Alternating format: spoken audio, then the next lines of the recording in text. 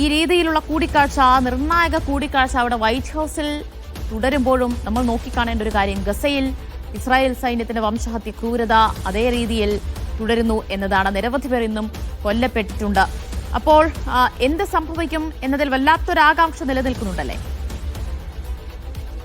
തീർച്ചയായിട്ടും ആശങ്ക നിലനിൽക്കുക മാത്രമല്ല, അത് വളരെ വ്യാപകമായിട്ടുള്ള ആക്രമണത്തിലേക്ക് തന്നെയാണ് ഇന്ന് വൈകിട്ടും ഇസ്രായേൽ കടന്നിരിക്കുന്നത്. അതേസമയം ശ്രദ്ധിക്കേണ്ട മറ്റൊരു വസ്തുത, ഈ ഗസ സിറ്റിയിൽ തന്നെ വളരെ ശക്തമായിട്ടുള്ള പ്രത്യാക്രമണവും ഇന്ന് വൈകിട്ട് റിപ്പോർട്ട് ചെയ്യുകയുണ്ടായി. ഹമാസ് പോരാളികൾ നടത്തിയ ആക്രമണത്തിൽ 8 സൈനികർക്ക് പരിക്കേറ്റതായിട്ടുള്ള റിപ്പോർട്ടുകളാണ് ഇപ്പോൾ ഏറ്റവും അവസാനം പുറത്തു വരുന്നത്. അതിൽ 6 സൈനികരുടെ നില അതീവ ഗുരുതരമാണെന്ന് ഇസ്രായേൽ മാധ്യമങ്ങൾ റിപ്പോർട്ട് ചെയ്യുന്ന അവസ്ഥയുണ്ട്. അതായത് ഇത് ഏകപക്ഷീയമായിട്ടുള്ളൊരു ആക്രമണത്തിലൂടെ എളുപ്പത്തിൽ ഗസ സിറ്റി പിടിക്കുക എന്നത് ഇപ്പോൾ പോലും ഇസ്രായേലിനെ സംബന്ധിച്ചിടത്തോളം അപ്രാപ്യമാണെന്ന് തെളിയിക്കുമാറാണ് ഇത്തരം പ്രത്യാക്രമണ പദ്ധതികളുമായിട്ട് ഹമാസും അതോടൊപ്പം തന്നെ ഇസ്ലാമിക് ജിഹാദിന്റെ സൈനിക വിഭാഗവും സജീവമായി തന്നെ രംഗത്തുള്ളത്. 10,000-കണക്കിന് സൈനികർ തങ്ങളുടെ ഭാഗത്ത് അതിശക്തമായിട്ട് നിലയുറപ്പിച്ചതായിട്ടാണ് ഹമാസും ഇസ്ലാമിക് ജിഹാദും അറിയിക്കുന്നത്. അതുകൊണ്ട് ഗസ സിറ്റി ഏതാനും ദിവസങ്ങൾ കൊണ്ട് പൂർണ്ണമായിട്ടും തങ്ങളുടെ കൈപ്പിടിയിൽ ഒതുക്കാമെന്ന ആ ഒരു ആഗ്രഹം നടപ്പില്ല എന്ന് ബോധ്യപ്പെട്ടതിന്റെ കൂടി അടിസ്ഥാനത്തിലാണ്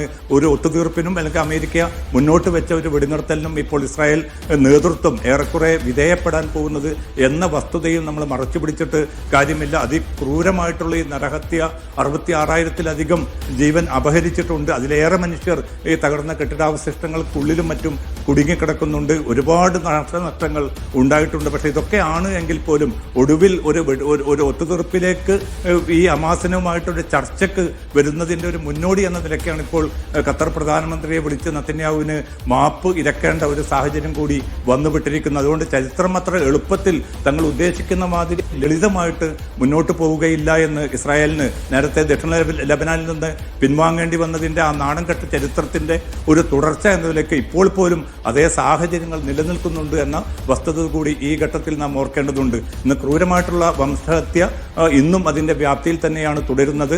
50-ലേറെ പേർ മരണപ്പെട്ടതായിട്ടാണ് ഏറ്റവും അവസാനം റിപ്പോർട്ട് ലഭിക്കുന്നത്. അൽഷിഫ ആശുപത്രിക്ക് നേരെ നടന്ന ആക്രമണത്തിലും നിരവധി രോഗികൾ മരണപ്പെട്ടതായിട്ടുള്ള റിപ്പോർട്ടുകൾ കൂടി ഏറ്റവും അവസാനം പുറത്തുവരുന്നത്.